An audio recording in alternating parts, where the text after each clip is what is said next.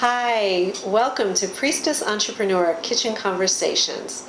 I'm your host, Cindy Morris, and this is my kitchen. What's a priestess entrepreneur? A priestess entrepreneur combines the courage and vision of the entrepreneurial spirit with the intuitive wisdom of the divine feminine. And I have an amazing priestess entrepreneur, very courageous woman with me today, Catherine Hewitt, owner of Hewitt Publishing. Yes. And Catherine's huge new project for Boulder County, and actually the whole Front Range here in Colorado, is her new magazine, Bee Magazine, first issue to come out June 1st. June 1st, 2010. So welcome, Catherine. Thank you, Cindy. Delighted to have you here, and tell me about your big vision, your big entrepreneurial vision. Well, I started Bee Magazine because I looked around and saw there weren't too many magazines for women, especially women over 50 that didn't want to change them, either through weight loss or dieting. Even the plastic surgery ads were rampant. And so I wanted a place where women could read quality articles and feel great about themselves and not feel the need to change who they are to be loved or to be successful. And when I put the message out there that I wanted to do this with my friends and my coworkers, the response was phenomenal. Of course, because aren't we totally exhausted and Yes. tired and just fed up with hearing that we have to be different than we are? Definitely. And when we get into our 50s, we most of us actually kind of like who we are. Right. And we want to be celebrated for that. Definitely will. And I'm growing into liking who I am and really feeling comfortable with that. And I want to make sure that that culture continues so that when I reach my 50s, you know, that it's there and waiting for me as well. So it's interesting. So you're taking on a life stage. Your audience is a life stage you're actually not at yourself, but obviously you have women in your life, and you see the need. You're seeing a niche need there. Definitely. Yeah. I see a business need for it, but I also see a personal need for it with the women that I have in my reading groups and the women that I work with and have worked with. Just that feeling of I have to be different, I have to change to be successful.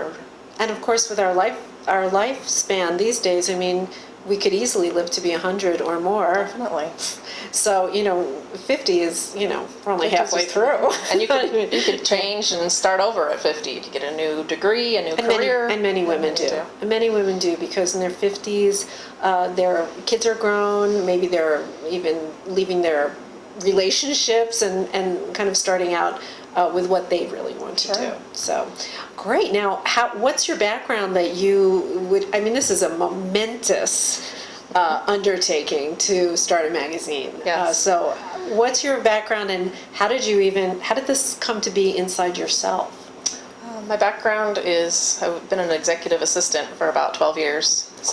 Corporate in the corporate world, and I've got a degree in business management.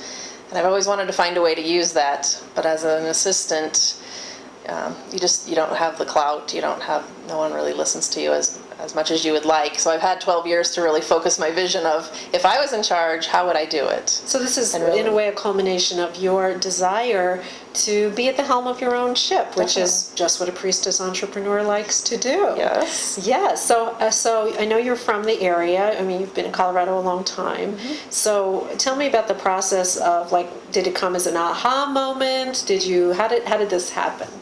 It happened after I got laid off. Okay. So that was a big... That opens a door. Right. Yeah, what did they say? A door closes and you jump out a window. Right. Something like that. Right. It felt like that, yes. Yeah.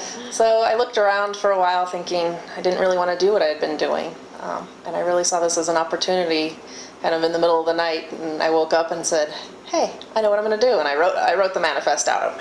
Who my mission, what my mission is, who I'm going to talk to, who I want to advertise, what I don't want to say, what I do want to say, the whole thing, just at 3 o'clock in the morning. Okay, so I'm very interested in that, actually. So were you dreaming? Were you up kind of worried, anxious? What you just literally kind of woke up out of the sleep with an idea? Yes. It had been about a month and a half since I got laid off. And I had been looking at the magazine racks, just thinking, I would love to write for a magazine or have something to do with a magazine. And because you love magazines? I love to hold them, and they just to read through them, and they're nice and short bites, but the glossiness and everything. So I think women love glossy magazines. Of course, right? They're everywhere. They're everywhere. We love them, Get and your the nails visual, done, and whatever, they're there. Yeah. So I was looking, and I thought, well, there's about 30 for bodybuilding, there's 100 for hairdos, and gossip. Well, there's only really one that we all know of that's for people over 50. And it's not really targeted to women necessarily, and it's definitely not targeted to the Front Range of Colorado. And I just love this area so much. I've grown up here and went to college and started a family here. So I really wanted to focus on the local aspect of that. Right. And just kind of the feel that Northern Colorado's got. And it does have a wonderful, unique feel. So what kind of, who are you having, in your magazine? What's your vision?